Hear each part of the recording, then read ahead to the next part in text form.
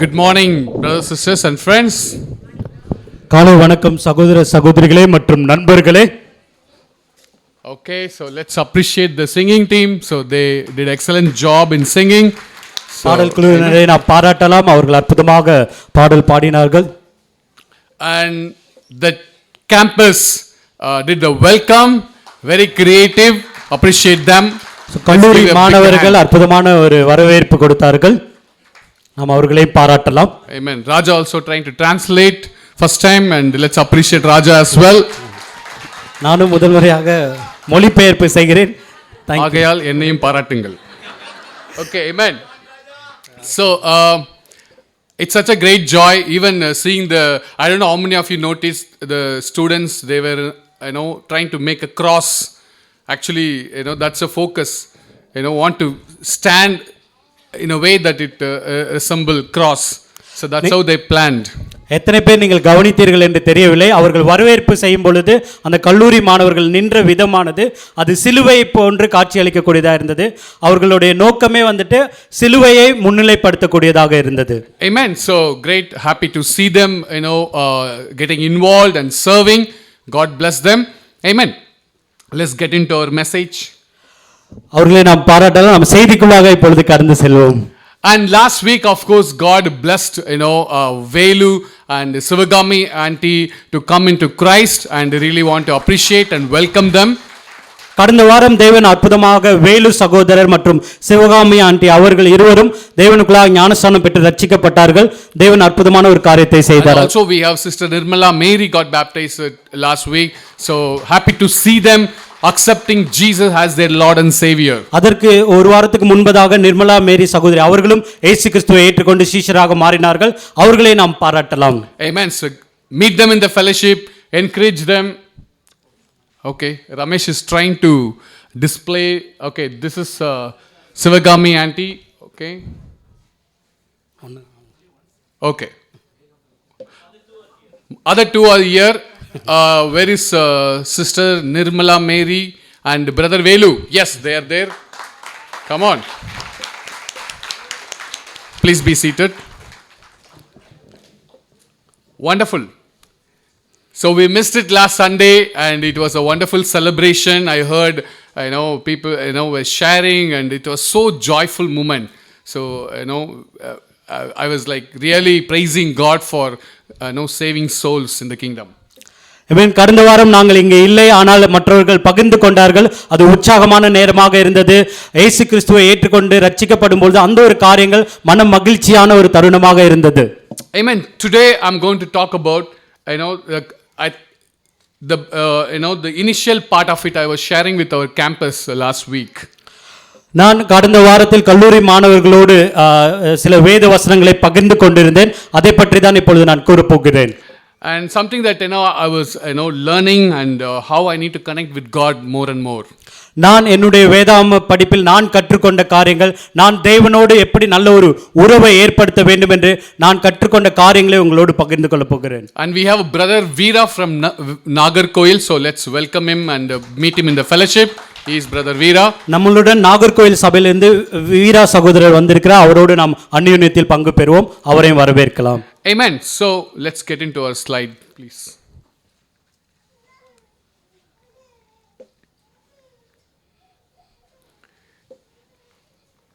The title of my message is The Presence That Makes the Difference. என்னுடைய செய்தியின் தலைப்பு வித்தியாசத்தை உண்டாக்கக்கூடிய அவர் சமூகம். Amen. God presence makes a difference. தேவனுடைய சமூகம் நம்மளிடத்தில் வித்தியாசத்தை உருவாக்கக்கூடியதா இருக்கிறது. So let's get into the scripture, Genesis chapter 1 verses 1 to 3. நாம் ஆதியாகமம் புத்தகம் 1ஆம் அதிகாரம் வசனம் 1 இலிருந்து 3 வரை வாசிப்போம். ஆதியாகமம் 1ஆம் அதிகாரம் வசனம் 1 இலிருந்து 3 வரை. ஆதியிலே தேவன் வானத்தையும் பூமியையும் சிருஷ்டித்தார். பூமியானது ஒழுங்கின்மையும் வெறுமையுமாய் இருந்தது. ஆழத்தின் மேல் இருள் இருந்தது. தேவ ஆவியானவர் ஜலத்தின் மேல் அசைவாடி கொண்டிருந்தார். தேவன் வெளிச்சம் உண்டாக கடவது என்றார், வெளிச்சம் உண்டாயிற்று. Amen. Amen. Bible says in the beginning God created the heavens and the earth. வேத வசனம் சொல்கிறது, ஆதியிலே தேவன் வானத்தையும் பூமியையும் உண்டாக்கினார். This tells us that God used no pre-existing material to create the earth. இந்த வசனமானது இதற்கு முன்பதாக ஏதோ ஒரு காரியம் இருந்தது, அதை வைத்து தேவன் உருவாக்கவில்லை. ஒன்றுமே இல்லாததிலிருந்து தேவன் இந்த வானத்தையும் பூமியையும் சிருஷ்டித்தார். It means God created the world out of nothing. தேவன் ஒன்றுமே இல்லாததில் இருந்து இந்த உலகத்தை சிருஷ்டிக்கக்கூடியவராய் இருந்தார். God can do wonders out of nothing. தேவனானவர் மிக அற்புதமான காரியங்களை ஒன்றும் இல்லாத இடத்திலிருந்து உருவாக்க முடியும். Because we are the example of that. We were created from the dust and we are completely a dust, will be going back to dust. நாம் தான் அதற்கு சாட்சிகளாய் இருக்கிறோம். நாம் ஒன்றுமே இல்லாத குப்பை தூசியிலிருந்து உருவாக்கப்பட்டவர்களாய் இருக்கிறோம். And will be going back to dust. நாம் மீண்டும் அதே தூசியாக மாறப் போகிறோம். Bible says when God created the heavens and the earth, verse 2 talks about the earth was formless. வேத வசனம் 2 சொல்கிறது, பூமியானது ஒழுங்கின்மையும் வெறுமையுமாய் இருந்தது என்று. Formless and empty. அது உருவமற்றதாகவும் வெறுமையானதாகவும் இருந்தது. This is a real Hebrew meaning. Tohu bohu, that means it is formless, confusion, it's a wasteland, good for nothing. It's completely empty wasteland. இதுதான் எபிரேய பாஷை சொல்லப்பட்டிருக்கு, தோகு போகு என்ற வார்த்தை.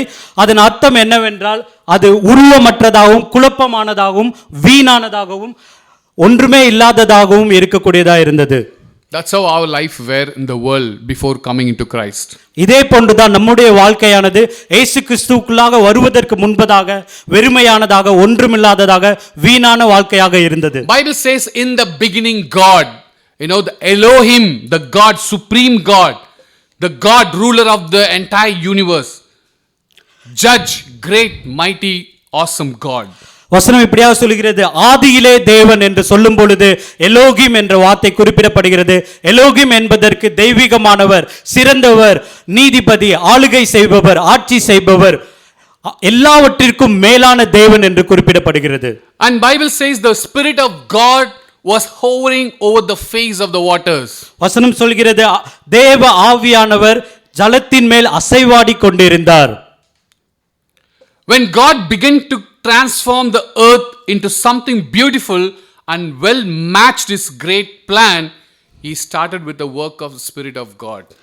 தேவ ஆவியானவர் ஒன்றுமே இல்லாத ஒன்றிலிருந்து ஒரு சிறந்த ஒரு காரியத்தை நல்ல ஒரு நோக்கத்திற்காக உருவாக்கக்கூடியவராக இருந்தார்.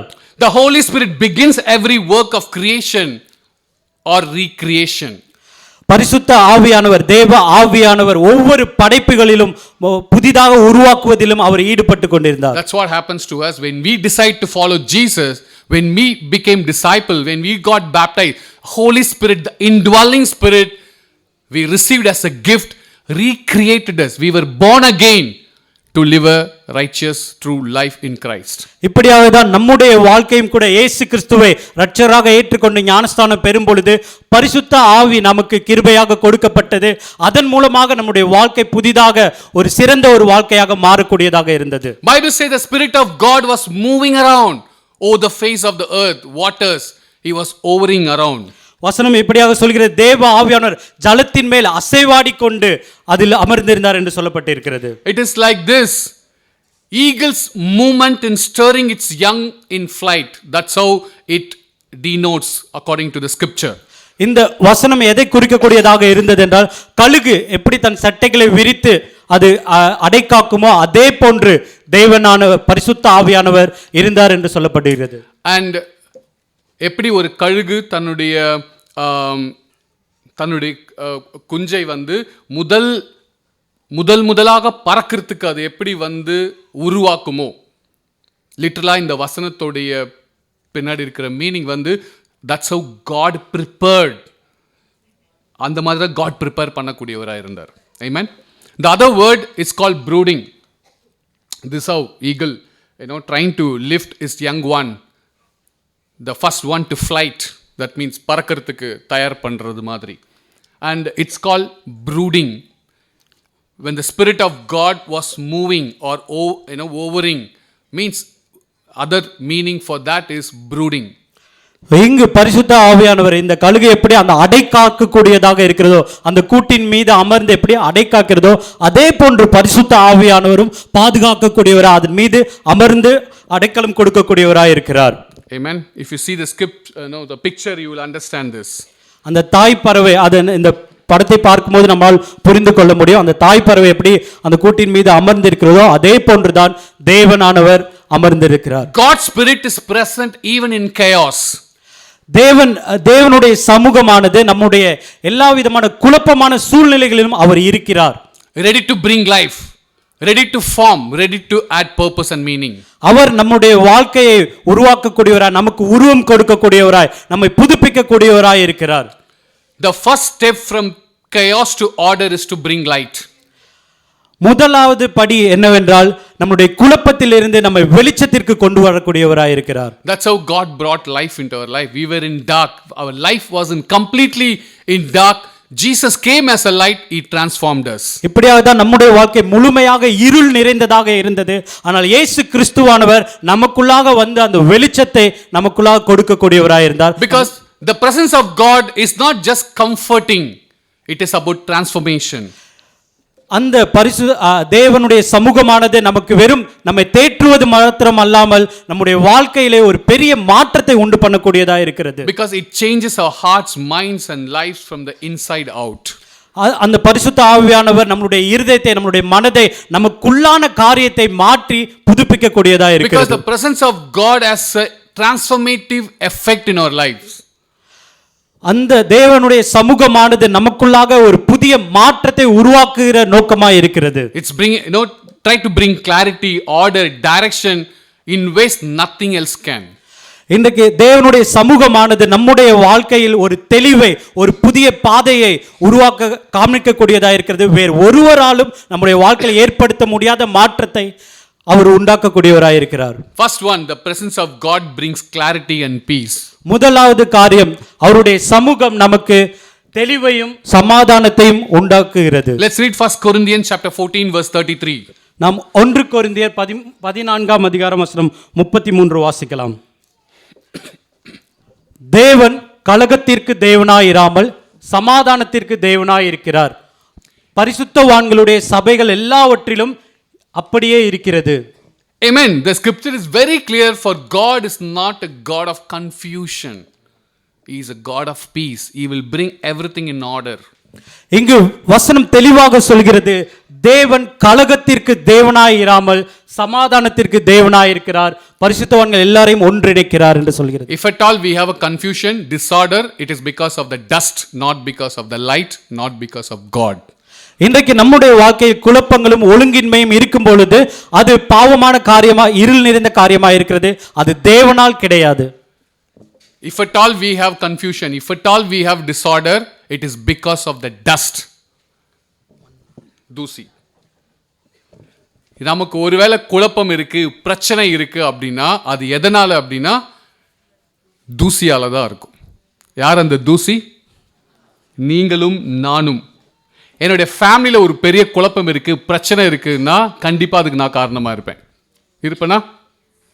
உங்கள் ஃபேமிலி குரூப்பில், உங்கள் சர்ச்சில், எந்த ரிலேஷன்ஷிப்லையும் குழப்பம், கன்ஃபியூஷன் கொண்டு வர்றது யாரு? டஸ்ட், காட் இல்லை. புழுதி பார்த்துருக்கோம்ல, நம்ம புழுதி என்ன பண்ணோம்? ஒரு மாதிரி அந்த இடத்துல நம்ம இருக்கவே முடியாது இல்லையா? அதுதான் டஸ்டோடைய வேலை. அதுதான் நம்ம ஹியூமன் பீயிங்காக நிறைய நேரத்தில் நம்ம நிறைய ரிலேஷன்ஷிப்லேயும் சரி, ஃபேமிலியில் நிறைய இடத்துல பண்ணுறோம். ஆனால் காட் அதை பண்ணுறதே கிடையாது. ஆமென். காடோடைய ஒர்க் என்ன? For God is not a God of confusion. He will bring peace, he will bring righteousness, he will speak truth, he will conference sin, he will never compromise sin, he will call us higher. Because we are sons of our most holy God, sons and daughters us. ஆமென். இப்படியாக வசனம் சொல்கிறது, தேவன் கலகத்திற்கு தேவனாய் இராமல், நம்முடைய வாழ்க்கையில் குழப்பங்களை கொண்டு வராமல், நமக்கு நீதியான காரியங்களை, நம்முடைய பாவத்தை நமக்கு கண்டித்து உணர்த்தக்கூடியவராகவும் நம்முடைய வாழ்க்கையில் அவர் இருக்கிறார் என்று சொல்லப்பட்டது. Because the presence of God means clarity, rest and peace in our life. இன்றைக்கு அவருடைய சமூகமானது நம்முடைய வாழ்க்கையில் தெளிவையும் இளைப்பாறுதலையும் சமாதானத்தையும் கொண்டு வருகிறது. And in the nearness of God, the more you closer, the more you come near to God, the noise fades and confusion settles. இன்றைக்கு நாம் அவருடைய சமூகத்தில் அருகாமையில் இருக்கும் பொழுது நம்மை சுத்தி இருக்கிற சத்தங்கள் நீங்கி நம்மை சுத்தி இருக்கிற குழப்பங்கள் நீங்கக்கூடியதா இருக்கும். Where you see noises, எங்கு நீங்கள் அந்த இரைச்சல் சத்தத்தை கேட்பீர்கள்? எந்த இடத்தில்? புழுதியில தான் நாய்ஸ் வரும், டஸ்ட்ல தான் சத்தம் வரும் அதிகமாக. காத்தடிச்சு சுழண்டு புழுதி வரும்போது எப்படி இருக்கும்? Noise. It's like disturbing. we need to ask ourselves, நம்ம ரொம்ப நாய்ஸ் உருவாக்குறவங்களா இருக்கிறோமா இல்லை பீஸ் கொண்டு வரவங்களா இருக்கிறோமா? God always brings peace. அவர் நாய்ஸ் கொண்டு வர மாட்டார், புழுதி கொண்டு வர மாட்டார், குழப்பம் கொண்டு வர மாட்டார். அந்த குழப்பமான இடத்துல ஒரு கிளாரிட்டி கொண்டு வர்றவர் தான் நம்முடைய தேவன். So the presence of God brings clarity and peace. தேவனுடைய சமூகம் நமக்கு தெளிவையும் சமாதானத்தையும் கொண்டு வரும். What seems cloudy and chaotic is often a result of distance from God. நம்முடைய வாழ்க்கையில் நமக்கு தோன்றுகிற மேகமூட்டமான ஒரு சூழலும் குழப்பமான ஒரு சூழலும் தேவனிடமிருந்து நாம் தூரமாய் இருக்கிறோம் என்பதை நினைவுபடுத்துகிறது. Like turning on a light in a dark room, God's presence reveals what's really there, truth, hidden motives, or the next step he will reveal to us. இன்றைக்கு ஒரு இருள் நிறைந்த அறையில் ஒரு விளக்கை ஏற்றுவது போல இன்றைக்கு தேவனான நம்முடைய வாழ்க்கையில் வெளிச்சத்தை உண்டாக்கக்கூடியவராக நமக்கு மறைவான காரியங்களையும் நமக்கு அடுத்த படி நாம் எடுத்து வைப்பதற்கும் அந்த வெளிச்சம் உதவக்கூடியதா இருக்கிறது. Second, the presence of God puts things together. இரண்டாவது காரியம், அவருடைய சமூகம் எல்லா காரியங்களையும் ஒருங்கிணைக்கக்கூடியதா இருக்கிறது. Colossians chapter 1:17 says, he is before all things and in him all things hold together. கொலோசையர் புஸ்தகம் 1:7 சொல்கிறது, அவர் எல்லாவற்றிற்கும் முந்தினவர், எல்லாம் அவருக்குள் நிலை நிற்கிறது. But in his presence, God doesn't just fix parts. God will not do patchwork. God will not do fixing works. He will do transformation work. அவருடைய சமூகம் இருக்கின்ற இடத்தில் அவர் நம்முடைய வாழ்க்கையில் ஏதோ ஒரு குறிப்பிட்ட பகுதியை மட்டும் சரி செய்கிறவராக இருக்க மாட்டார். அவருக்கு நம்முடைய முழு வாழ்க்கையும் தெரியும். நம்முடைய முழுமையாக அவர் நம்மை ஒருங்கிணைக்கக்கூடியவராய் மாற்றக்கூடியவராய் இருப்பார். Because he integrates mean take part, participate our whole story. He will design our whole story. He will not fix bits and pieces. He will form a new creation in us. He will integrate the whole story. அவர் நம்முடைய வாழ்க்கையில் ஏதோ ஒரு குறிப்பிட்ட ஒரு சின்ன ஒரு பகுதியை மட்டும் மாற்றி நம்முடைய வாழ்க்கையை மாற்ற போதில்லை. அவருக்கு நம்முடைய முழு கதையும் தெரியும், முழு வாழ்க்கையும் தெரியும். அவர் நம்மை புதிய நோக்கத்திற்காக நம்மை மாற்றக்கூடியவராய் இருக்கிறார். His presence brings healing, alignment and integration of every life aspect under his lordship. அவருடைய சமூகமானது நம்முடைய வாழ்க்கையில் குணப்படுத்துதல், நம்மை ஒழுங்குபடுத்துதல், நம்மளை ஒருங்கிணைக்கக்கூடியதாக இருக்கிறது. The third one, the presence of God shows direction. மூன்றாவது காரியம், அவருடைய சமூகம் நமக்கு பாதையை காட்டுகிறது. Psalms 119 verse 105. சங்கீத புஸ்தகம் 119 வசனம் 105, உம்முடைய வசனம் என் கால்களுக்கு தீபமும் என் பாதைக்கு வெளிச்சமுமாய் இருக்கிறது. Amen. It's very clear God's word, his presence will show direction. இங்கு ரொம்ப தெளிவாக நமக்கு குறிப்பிடப்பட்டிருக்கிறது, தேவ சமூகமானது நமக்கு அந்த பாதையை காண்பிக்கக்கூடியதா இருக்கிறது என்று. When you are in God's presence, even a small step becomes clear for us. இன்றைக்கு நீங்கள் தேவனுடைய சமூகத்தில் இருக்கும் பொழுது நீங்கள் எடுத்து வைக்கிற சிறிய அடி கூட தெளிவாக இருக்கும். He doesn't always reveal the whole journey to us. அவர் நமக்கு நம்முடைய வாழ்க்கையின் முழு பயணத்தையும் நமக்கு வெளிப்படுத்துவது கிடையாது. But he'll give us enough light for the next step. ஆனால் அவர் போதுமான வெளிச்சத்தை காண்பிக்கக்கூடியவராய் இருக்கிறார். நாம் அடுத்த அடி எடுத்து வைப்பதற்கு போதுமான வெளிச்சத்தை காண்பிக்கிறார். Imagine if God trying to reveal the entire journey of our life. Imagine how it will be.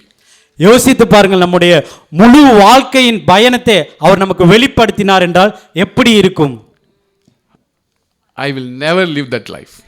நாம் யாருமே அந்த வாழ்க்கையை வாழ God, விரும்ப please don't reveal my life journey. I don't want to know what is going to happen next month. I don't want to know. I don't want to know when I'm going to die. I don't want to know when my, whatever. எதுவுமே எனக்கு தெரிய வேணாம். என்னோட life journey எதுவுமே தெரிய வேணாம். ஆனால் நம்ம வாழ்கிற வாழ்க்கை வந்து அப்படி தான் நம்ம வாழ்ந்துட்டு இருக்கோம். எனக்கு இது தெரியணும், அது தெரியணும், என் லைஃப் ஜேர்னி தெரியணும், என் வாழ்க்கை எதிர்காலம், அப்படி தான் நம்மளுடைய வாழ்க்கை இருக்கும். ஆனால் அது தெரிஞ்சிச்சுன்னா வாழ்க்கை சுவாரஸ்யமாகவே இருக்காது. லைஃப் வந்து போரிங்காக இருக்கும். போரிங் இல்லை, டிஸ்கரேஜ் ஆகிடுவோம் நம்ம எல்லாரும். ஆனால் நமக்கு என்ன தேவை தெரியுமா? அடுத்த ஸ்டெப்பு ரைட்டாக வைக்கிறோமா இல்லையா அது தெரிஞ்சால் போதும். எனக்கு தெரிய தேவையில்லை 100 ஸ்டெப்பு 10 வருஷத்துக்கான ஸ்டெப்பை இப்போ காமிங்க அப்படின்னு கேட்டிங்கன்னா அது வந்து வாய்ப்பில்லை. அடுத்த ஸ்டெப்பு ரைட்டான ஸ்டெப்பாக நான் வைக்கணும் காட், அதுக்கு அந்த லைட் எனக்கு காமிங்க. That's enough. எனக்கு அது போதுமானதாக இருக்குது. Sometimes God takes us to the challenging discomfort situation, just not only to show us himself but to show us ourselves who we are. சில நேரங்களில் நாம் சந்திக்கிற போராட்டங்கள், அசௌரியமான சூழ்நிலைகளை தேவன் நம்முடைய வாழ்க்கையில் அனுமதிப்பது அவர் யார் என்பதை காண்பிப்பதற்காக மாத்திரமல்ல, நாம் யார், நாம் யாராக இருக்கிறோம் என்பதை காண்பிப்பதற்காகவும். Amen. The hardest struggles we face have the greatest potential to teach us patience, endurance, humility. It goes on. இன்றைக்கு நாம் சந்திக்கிற அந்த சவால்கள் அவற்றுக்கு ஒரு ஆற்றல் இருக்கிறது. நம்முடைய வாழ்க்கையில் நம்மை பொறுமையாகவும் பணிவாகவும் தாழ்மையாகவும் இருக்க அந்த ஆற்றல் அந்த காரியத்துக்கு இருக்கிறது. Amen. The fourth one, the absence of God leads to chaos and disorder. அவருடைய சமூகம் இல்லாத இடத்தில் குழப்பங்களும் சீர்குலைவும் ஏற்படும். When Israel acted without God's instruction, we know what happened in Exodus chapter 32. இஸ்ரவேல் மக்கள் நமக்கு தெரியும், அந்த தேவன் இல்லாத இடத்தில் அவர்கள் செய்த காரியம் அவர்களை எப்படி வழி நடத்தினது என்று நமக்கு தெரியும். It led to rebellion, disaster, and many people died. அது அவர்களுடைய அழிவிற்கும் ஒழுங்கின்மைக்கும் அவர்களை வழி நடத்தக்கூடியதா இருந்தது. The presence of people's will without God's presence leads to division, pride, and sin. It goes on. தேவனுடைய சமூகம் இல்லாமல் மனிதர்களுடைய சமூகம் அது முன்னிலைப்படும் பொழுது நம்முடைய வாழ்க்கையில் பிரிவையும் சிக்கல்களையும் உண்டாக்கக்கூடியதா இருக்கும். நம்முடைய லைஃப்ல யோசிச்சு பாருங்க, காட்டைய பிரசன்ஸ், அவருடைய வழிநடத்துதல் இல்லாம நம்ம செஞ்ச எவ்வளோ விஷயங்கள், எவ்வளோ பிரச்சனைகளில் போய் முடிஞ்சிருக்கு. நமக்கு எல்லாருக்குமே ஒவ்வொரு நிறைய பாடங்கள், லைஃப் லெசன் நம்ம எல்லாருக்குமே இருக்கும். எல்லாருமே ஷேர் பண்ணுவோம், நம்ம வாழ்க்கையில் இருக்கும். அந்த மாதிரி ஒரு சூழ்நிலையை நம்ம மறுபடியும் உருவாக்க வேண்டாம். Amen, brothers and sisters. The fifth one, God's presence is our identity. அவர் சமூகம்தான் நமக்கு அடையாளம். Amen. Whatever identity you have, but let us have Christ Jesus, Lord, as our identity. உங்களுக்கு எந்த விதமான காரியங்கள் வேணா உங்களுடைய அடையாளமாக இருந்திருக்கலாம், ஆனால் நமக்கு உண்மையான அடையாளம் தேவனாக இருக்கிறார். Isaiah chapter 43 verse 1. ஏசாயா புஸ்தகம் 43ஆம் அதிகாரம் வசனம் 1. இப்போதும் யாக்கோபே, உன்னை சிருஷ்டித்தவரும் இஸ்ரவேலே, உன்னை உருவாக்கினவருமாகிய கர்த்தர் சொல்லுகிறதாவது, பயப்படாதே, உன்னை மீட்டு கொண்டேன், உன்னை பேர் சொல்லி அழைத்தேன், நீ என்னுடையவன். ஆமென். இதோட ஒரு பெரிய ஐடென்டிட்டி நமக்கு யாருக்குமே தேவையே இல்லை. That's all. இதை வந்து காட் எப்பயுமே எனக்கு சொல்லணும், மரணம் வரைக்கும் இதை சொல்லணும் காட் என்கிட்ட. That's all. This identity is enough for us. We don't need any more identity as disciples. நாம் அனைவருக்கும் இந்த ஒரு அடையாளம் போதுமானதாக இருக்கிறது. வேற எந்த விதமான அடையாளமும் நமக்கு தேவையில்லை. Because the true identity is clarified not by what we do, but by whose presence we live in. உண்மையான அடையாளம் என்பது நாம் என்ன விதமான காரியங்கள் செய்கிறோம் என்பதை பொறுத்தல்ல, நாம் யாருடன் நம்முடைய வாழ்க்கை வாழ்ந்து கொண்டு இருக்கிறோம், அதுதான் நமக்கான அடையாளமாக இருக்கிறது. Because purpose is not about performance but relationship. That is identity. Relationship with Christ has become our identity. நம்முடைய நோக்கமானது நாம் எந்த விதமான செயல்பாடுகளில் ஈடுபடுகிறோம் என்பது கிடையாது, தேவனுடனான இருக்கிற உறவு முறையை குறிக்கக்கூடியதா இருக்கிறது. In knowing him we find our why, reasons. Why? Because we have an identity. He will reveal to us. நாம் அவரை பற்றி அறிந்து கொள்வதும் ஏன் என்று நாம் கேள்வியில் கேட்டு அவரை அறிந்து கொள்வதுதான் நம்முடைய அடையாளமாக இருக்கிறது. நிறைய நேரங்களில் காடுடைய ப்ரெசன்ஸை நம்ம லிஃப்ட் பண்ணுறதை விட நம்முடைய ஐடென்டிட்டியை வந்து லிஃப்ட் பண்ணுறது தான் நிறைய இருக்கும். அங்கே இருந்தனா நான் யாருன்னு தெரியணும், என்னுடைய சத்தம் கேட்கணும், என்னுடைய நாய்ஸ் கேட்கணும், அங்கே நான் தான் அங்கே இம்பார்ட்டன்ட் பர்சனாக இருக்கணும், நான் ரொம்ப முக்கியமான ஒரு நபர், என்ன பெட்டராக ட்ரீட் பண்ணுங்க, என்ன ஹானர் பண்ணுங்க. நிறைய நேரத்தில் பர்சனல் ஐடென்டிட்டி வந்து ரொம்ப அதிகமாக இருக்கும் கிரைஸ்டோடைய ஐடென்டிட்டி நம்மக்கிட்ட இருக்கிறத விட. We try to S I am the most important person அப்படின்ற ஒரு உணர்வை நம்ம சுற்றி எப்பயுமே எல்லாருக்கும் கொடுக்குறவங்களா இருப்போம். I am the most important person, you praise me, make sure you என்ன கவனிங்க, எனக்கு அட்டென்ஷன் கொடுங்க, என்னை அப்ரிஷியேட் பண்ணுங்க, என்னை நோட்டீஸ் பண்ணுங்க, என்னை பாராட்டிகிட்டே இருங்க, என்னை ஹானர் பண்ணுங்க. இதில் என்ன ஆகும் அப்படின்னா ரியல் ஐடென்டிட்டி ஐசாயா 43 மிஸ் பண்ணிடுவோம் நம்ம. என்னுடைய ஐடென்டிட்டி கிரைஸ்ட். இங்கே இருக்கிற எல்லாருக்கும் காமனாக இருக்கிற ஒரே விஷயம் ஜீசஸ் கிரைஸ்ட். அப்படி இல்லைன்னா நீங்களும் நானும் யாரோ அவ்வளோதான்.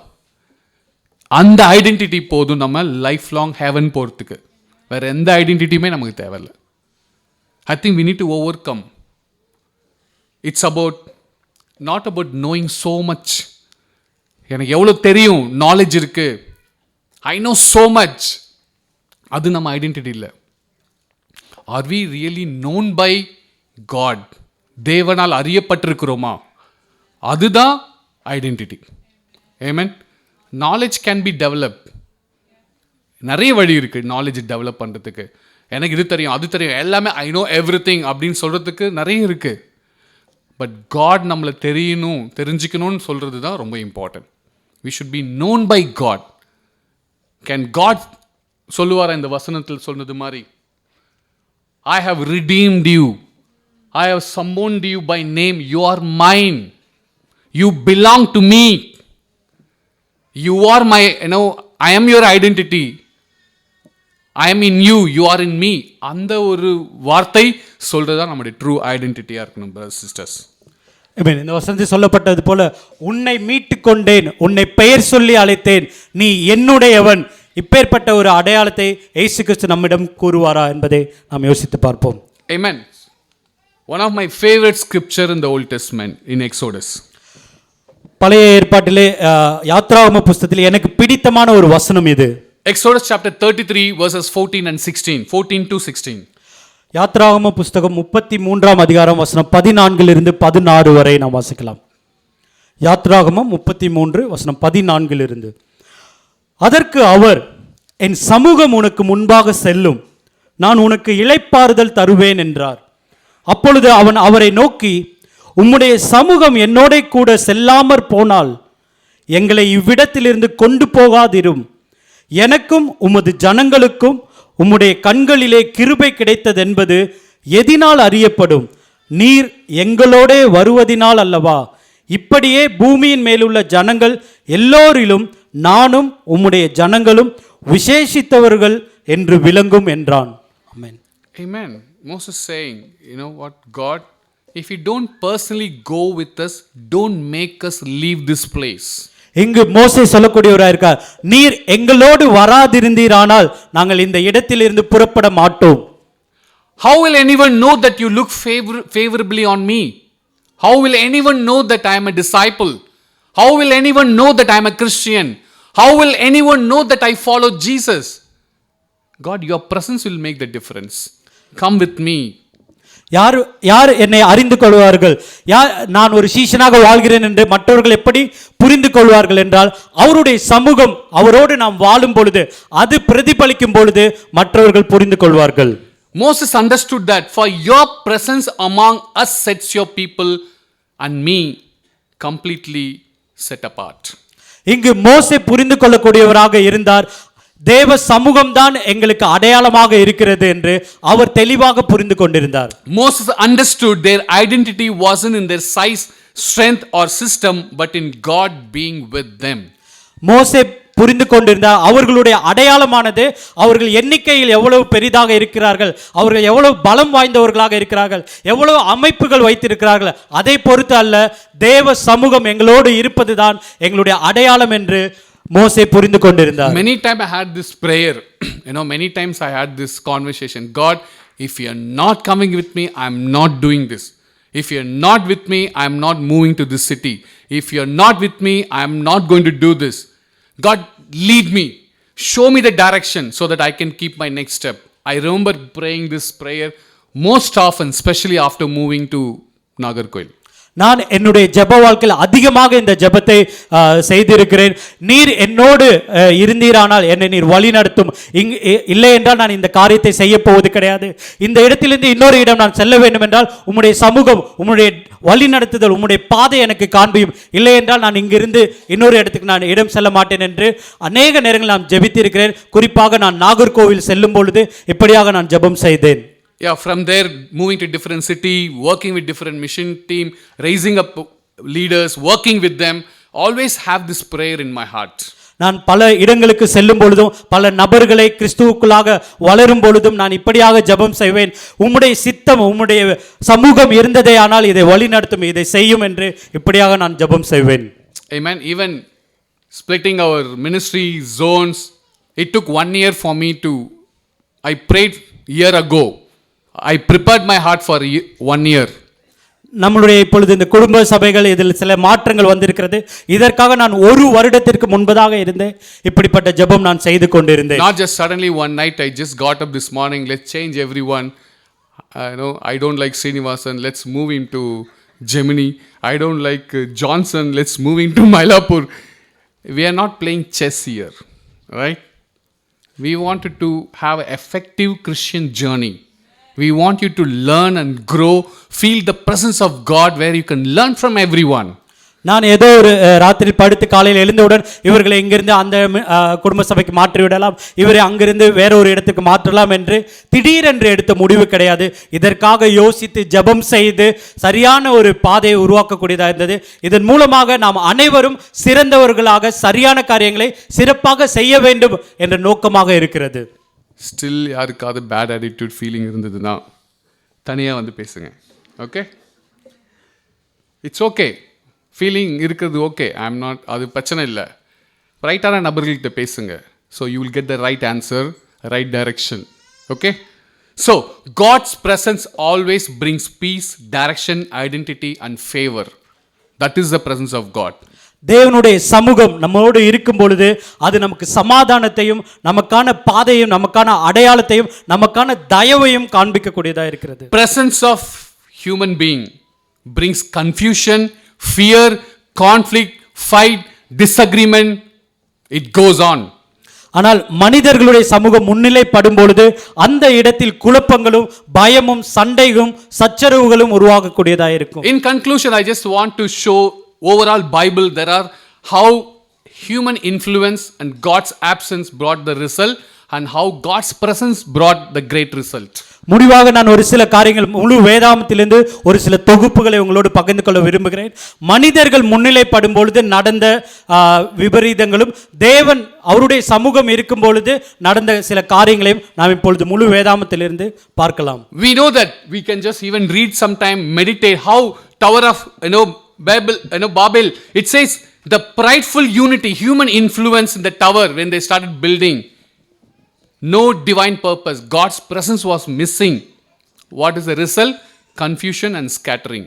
நாம் அனைவருக்கும் தெரியும், பாபேல் கோபுரத்தை கட்டும் பொழுது மனிதர்கள் அவர்களுடைய முன்னிலைப்படுத்தக்கூடியவர்களாய் இருந்தார்கள்.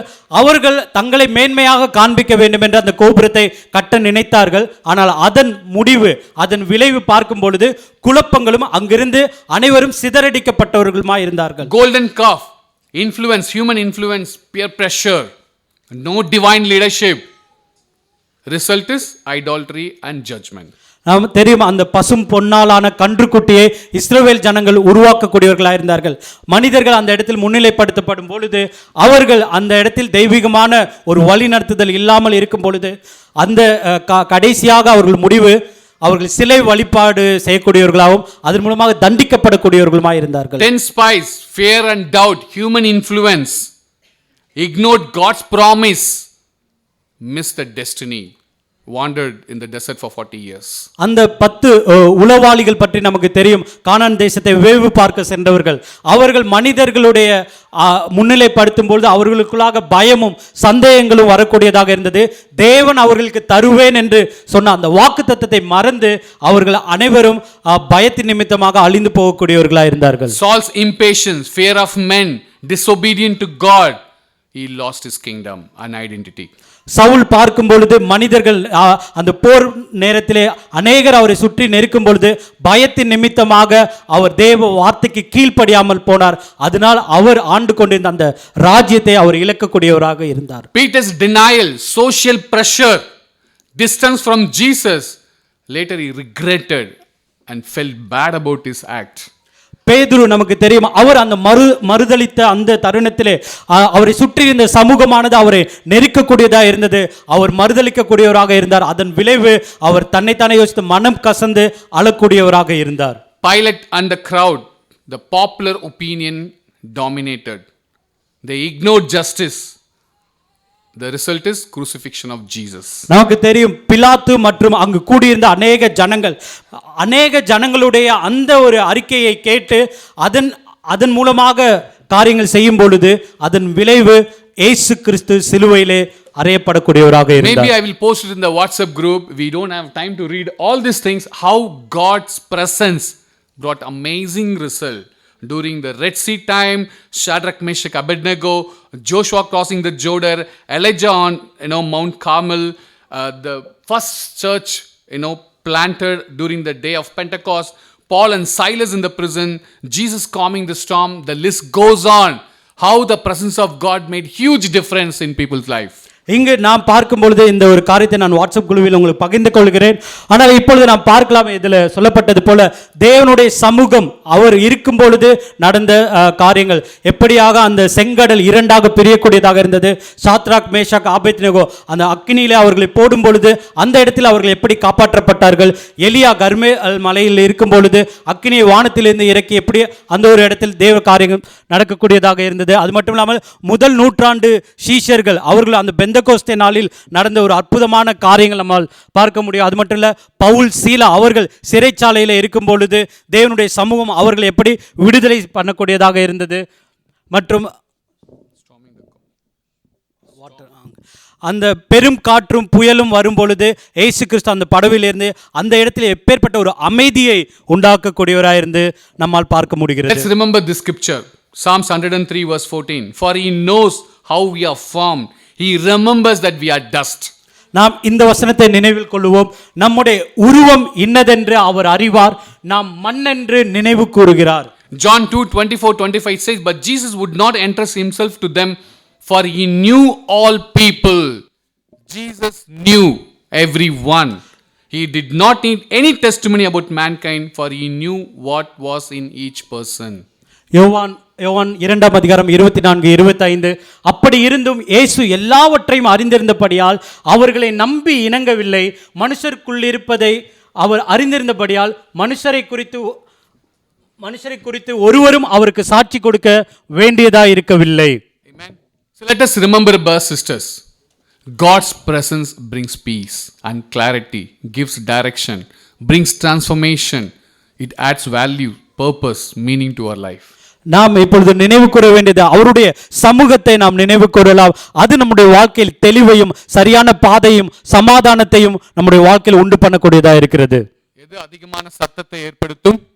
நாய்ஸ், டஸ்ட், புழுதி. அதுதான் நீங்களும் நானும். அதுல நாம எச்சரிக்கையா இருப்போம். இங்க இருக்கிற அதிகமா மோஸ்ட் நாய்ஸி பர்சனா நீங்க இருந்தீங்கன்னா மனம் மாறுறது ரொம்ப முக்கியம். ஆர்கியூ பண்றது, ஃபைட் பண்றது, பேட் ஆட்டிட்யூட், புறம் கூறுதல், இதெல்லாம் நாய்ஸி வேலை, டஸ்டோடைய வேலை, புழுதி வேலை, இருக்கிற இடத்த மெஸ்ஸி ஆக்குற வேலை. பட் காடோடைய பிரசன்ஸ் எங்கேயுமே மெஸ்ஸி ஆக்காது. கிளாரிட்டி இருக்கும், பீஸ் இருக்கும், டைரக்ஷன் இருக்கும். I pray that all of us will feel the presence of God in our day, every day-to-day life. நான் உங்களை உற்சாகப்படுத்த நம்முடைய அனுதினமும் நம்முடைய வாழ்க்கையில் அவருடைய சமூகம் நம்மளோடு இருக்க வேண்டும். Amen. God's presence reveals our brokenness but also brings cleansing and calling. தேவனுடைய சமூகமானது நம்முடைய வாழ்க்கையில் உடைந்து போன காரியங்களை வெளிப்படுத்தக்கூடியதா இருக்கிறது.